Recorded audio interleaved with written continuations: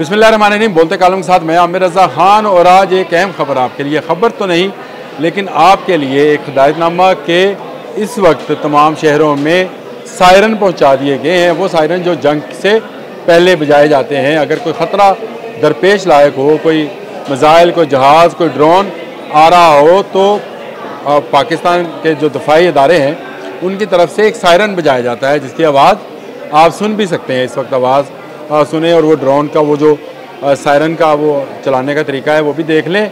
लेकिन जैसे ही आप ये सायरन सुने तो आपको चंद ज़रूरी काम क्या करने हैं, ये मेरे आज के बोलते कालम का मौजू है। जैसे ही आपको सायरन की आवाज़ आए तो याद रखिए कि अगर आप खुली जगह पर हैं तो आप बंद जगह की तरफ, जैसे आप रोड पर हैं या किसी मैदान में हैं, तो आपको किसी घर की पनाह लेनी है। आप जान रखिए कि आपका घर भी एक बंकर है।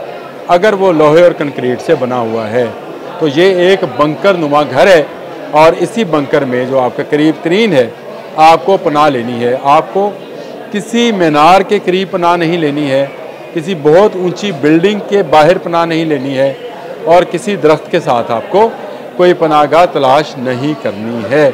अगर आप बाहर हैं तो आपको घर के अंदर जाना है और घर के उस कमरे की तरफ जाना है जिसके ऊपर भी एक कमरा मौजूद है। तो ये आपका डबल लेयर बंकर जो है तैयार है, जहाँ पर आप अपने आप को महफूज कर सकते हैं। अल्लाह ना करे जिस तरह के दुश्मन से हमारा पाला है वो कोई भी हरकत किसी भी वक्त कर सकता है, जिससे बचने के लिए मैं आपको ये एहतियाती तदाबीर बता रहा हूँ। अपने मोबाइल फ़ोन हमेशा चार्ज रखें। अगर घर में हैं तो उनको आप बैटरी और उसके साथ उसके चार्जर के साथ अटैच करके रखें। अगर आपके पास एक्स्ट्रा बैटरीज हैं तो उनको भी चार्ज करके रखें। अगर इस तरह का सायरन हो तो आपने तमाम इलेक्ट्रॉनिक डिवाइसेस बंद कर देनी है। आपके घर में फ्रिज है, आपके घर में एयर कूलर है, एयर कंडीशनर है, टेलीविज़न है, तो आपने उसे बंद कर देना है। कोई ऐसी डिवाइस जिसके साथ बाहर से लिंक है आपने नहीं चलानी है। हाँ, आप एक चीज़ इस्तेमाल कर सकते हैं और वो आपका वाईफाई सिस्टम है, इंटरनेट है। मोबाइल पर आप मालूमात लेते रहें और देखते रहें कि बाहर की सूरत हाल क्या है, लेकिन ना आप अपनी गाड़ी बाहर निकालेंगे, ना बच्चों को बाहर निकालेंगे, ना डर कर कहीं भागने की कोशिश करेंगे। आपके घर में जो दूसरी महफूज तरीन जगह है वो आपके घर की सीढ़ियाँ हैं। अगर आप अपने घर में मौजूद हैं, अपने दुकान में, अपने प्लाजे में, तो आपकी सीढ़ियाँ आपके लिए सबसे महफूज पनाहगाह बन सकती हैं। वहाँ पर आप उसके नीचे अगर जगह है तो वहाँ पर आप पनाह ले सकते हैं। ये भी बहुत ज़रूरी है।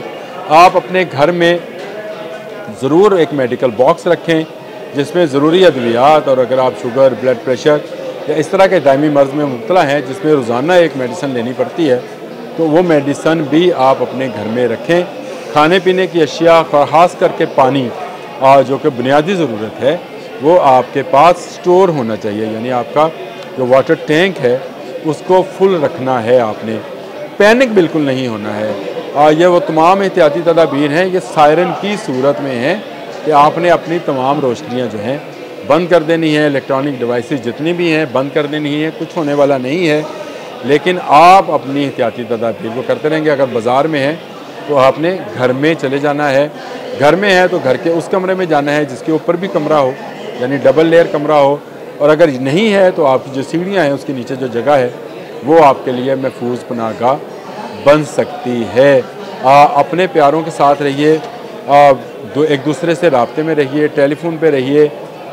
टेलीफोन जब आपके पास मोबाइल फ़ोन है अगर वो चल रहा है तो उसके साथ राब्ते में रहे। अपने फैमिली का ग्रुप बना लो और उसमें तमाम अपने जो आपके अज़ीज़ो अक़ारब हैं उनको उसमें शामिल करें, ताकि बवक़्त ज़रूरत वो अपना मैसेज आप तक पहुंचा सकें और आप अपना मैसेज उन तक पहुंचा सकें। इसी तरह का एक ग्रुप जो है आप अपने महल्लेदारों का भी तरतीब दे लें। महल्ले के जो सरकर्दा लोग हैं जो आप समझते हैं कि उनको ग्रुप में शामिल किया जा सकता है, पढ़े लिखे हैं, मोबाइल फ़ोन, एंड्रॉयड फ़ोन रखते हैं, उनको उस ग्रुप का हिस्सा बनाएँ और उस ग्रुप के अंदर महल्ले के लोगों का, अपने इर्द गिर्द के लोगों का भी ख्याल रखिएगा। ये तमाम वो सूरतें हैं जो कि बताई जाती हैं, सिविल डिफेंस में बताई जाती हैं आपके पास एक मज़बूत रस्सा ज़रूर होना चाहिए किसी भी चीज़ को खींचने के लिए। आपके पास पानी का और ख़ासकर पीने के पानी का वाफर ज़ख़ीरा होना चाहिए। तमाम अपने पानी की जो बॉटल्स हैं, जो कैंस हैं, उनको आप हमेशा फुल रखें। आपका जो वाटर टैंक आपकी घर की छत के ऊपर है उसको आप भरा हुआ रखें ताकि वक्त ज़रूरत इस पानी को इस्तेमाल किया जा सके।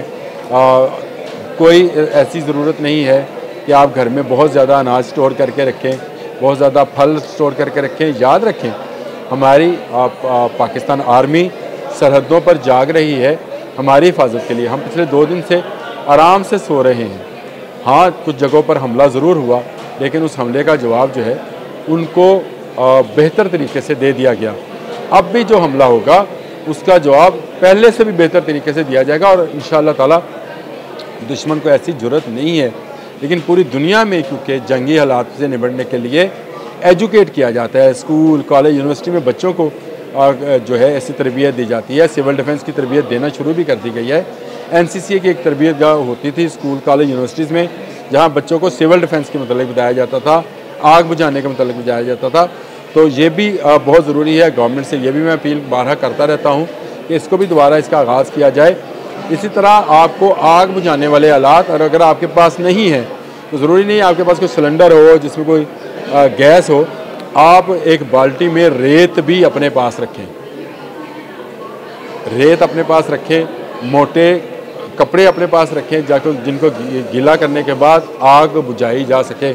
रेत से भी आग बुझ जाती है और ज़रूरी नहीं कि आप उस पर वो जो फायर के लिए ज़रूरी फोम है जिसको फायर फोम बोलते हैं और वही आपके पास हो तो उससे आग बुझेगी।